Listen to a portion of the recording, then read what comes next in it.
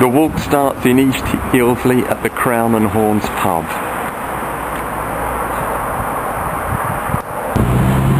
There's another view of the Crown and Horns, and opposite is the Swan pub in East Ilsley.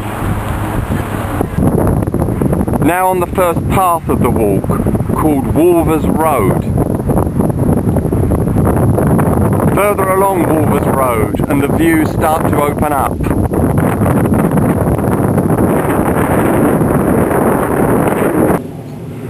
I've turned right off Wolvers Road along this byway, heading towards the woodland of Wolvers Borders. Now going along the edge of the woodland of Wolvers Borders. And there's some of the woodland. At the western edge of the woodland of Wolvers Borders, the walk turns right along this byway known as Old Street. For about 150 yards we go along here. It's a bit different to the Old Street in London.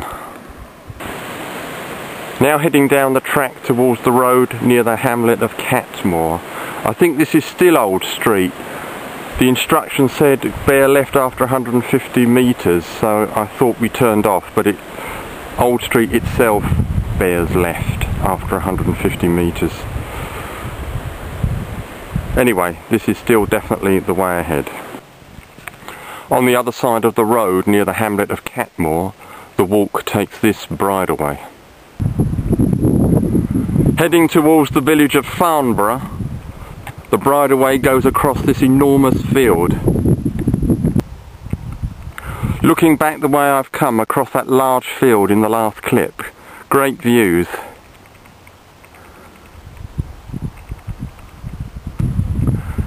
And there's All Saints Church in the village of Farnborough in Berkshire, not Hampshire, not Kent, but another one. All Saints Church is 12th century but underwent extensive restoration in the 1880s. And the poet laureate Sir John Betjeman lived in this village. The route out of Farnborough goes along this field path by this hedge. Over to the left there are some decent views, and even of Didcot Power Station.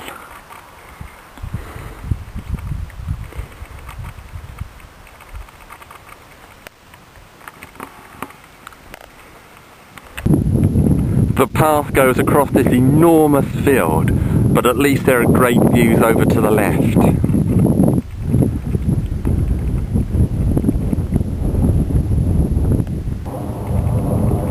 One of the old style Berkshire bridleway signs. The walk now goes along this bridleway, and that's the way ahead. Further along the bridleway, it feels like you're walking on top of the world.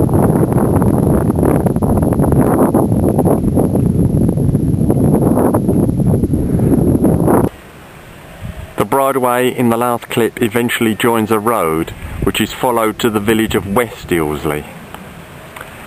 West Ilsley is the original home of the Moorland Brewery. And the way ahead is along that road. The walk passes the Harrow Inn, West Ilsley.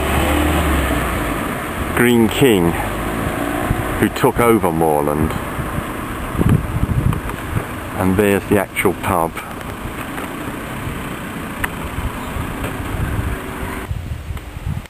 There's All Saints Church, West Ilsley. This was heavily restored in the 1870s.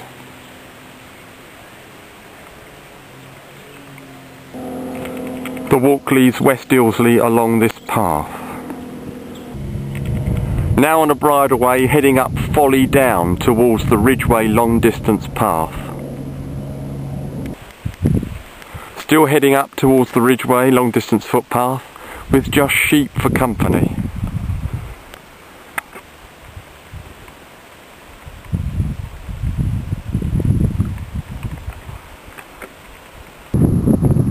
Now joining the Ridgeway long distance footpath with an astounding view of Didcot Power Station ahead.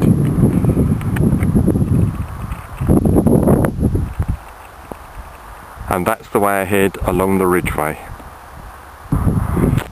Evidence that we're on the Ridgeway long distance footpath.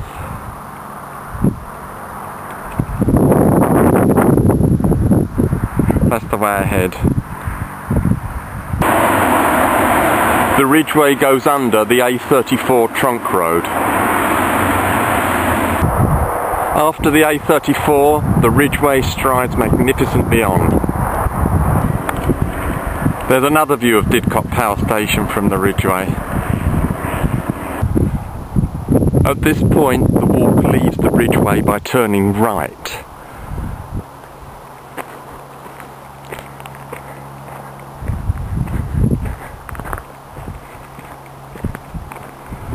The walk goes down this bridleway which leads down back to East Ilsley. Heading towards East Ilsley on the final bridleway of the walk. St Mary's Church, East Ilsley. Built in the 11th century, although most of the present building dates from the 13th century.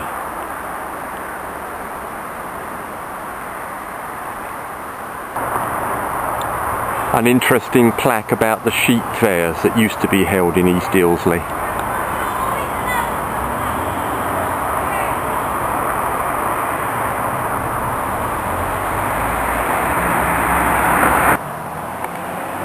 Interesting milestone in East Ilsley.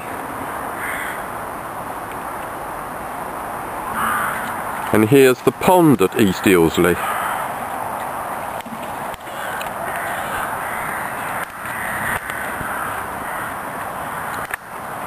With attendant ducks, of course.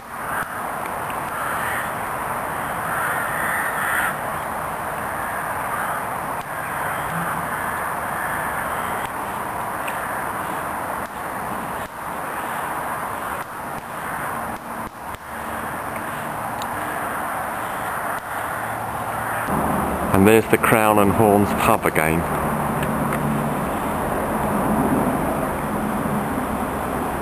In East Ilsley.